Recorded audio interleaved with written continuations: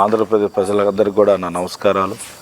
ఈరోజు చాలా బాధ దినమైన రోజు. ఎందుకంటే ఒక పేదవాడు 3 పూట్ల భోంచేయాలి, పేదవాడు లక్షాధికారి కావాలని తపన పడిన జగన్మోహన్ రెడ్డి మీద ఈరోజు రాయి ఇసరం అదేమన్నా కంట మీద కానీ పడి ఉంటే ఎంత డేంజర్ చెప్పండి. అంటే ఒక మనిషిని ఇలా కూడా చేస్తారా?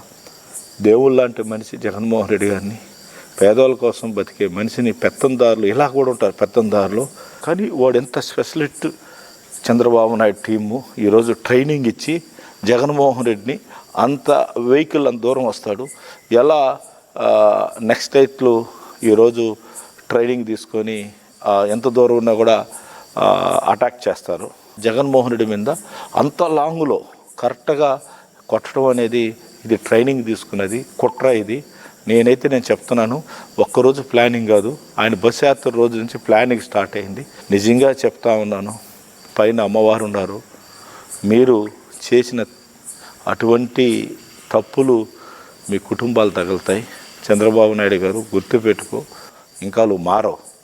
నీకు రామారావు నిన్ను పోటు పడటం, ఎంతోమందిని పట్టున పెట్టుకున్నావు. జగన్మోహన్ రెడ్డి కూడా అలా పట్టున పెట్టుకోవాలంటే మేమందరం కూడా ఉన్నాం. ఈరోజు నువ్వేదో చేసి అలా ప్లాన్ చేసినావు, ఇది పద్ధతి కాదు. ఇస్తూనే ఉన్నాడు జగన్మోహన్, చెప్తానే ఉన్నాడు పెత్తందాలు ఇద్దాం అని ప్రూవ్ చేశారు. కన్ను పోయింటే ఏంటండి, ఇక్కడ తగిలింది కాదు సరిపోయింది. ఒక్కరు కంటి లోపల పోయింటే కన్ను ఏం కావాలి అంటే ఏం చేయాలనుకున్నారు?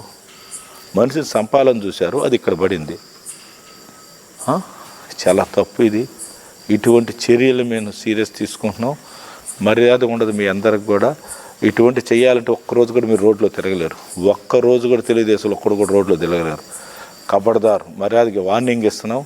నీకు నీ బ్యాచ్కి అంతా కూడా నువ్వు అరికట్టలేకపోతే యుద్ధం దిగినప్పుడు ధర్మ యుద్ధం చేద్దాం. నువ్వు ఓట్లు అడుగు, మేము ఓట్లు అడుగుతాం. ఎవరికి ప్రజల సైడ్ ఉంటారో వాళ్ళు గెలిపిస్తారు. ఇదేంది ఇది ముష్టి యుద్ధమా? ఇదేంది ఇది? మనుషుల్ని చంపేసి గెలవాలంటారా? ఈరోజు పథకాలు తీసుకున్నదంతా జగన్మోహన్ రెడ్డి రూపంలో ఉండే మనుషులే. అంత ఈజీ కాదు. జగన్మోహన్ రెడ్డి గారికి ప్రజలందరూ ఆశీర్వాదం ఉన్న రోజులు ఆ భగవంతుడు ప్రజలే కాపాడతారని తెలియజేస్తున్నాను. ఇటువంటి చర్యల్ని మేము తీవ్రంగా ఖండిస్తున్నాం.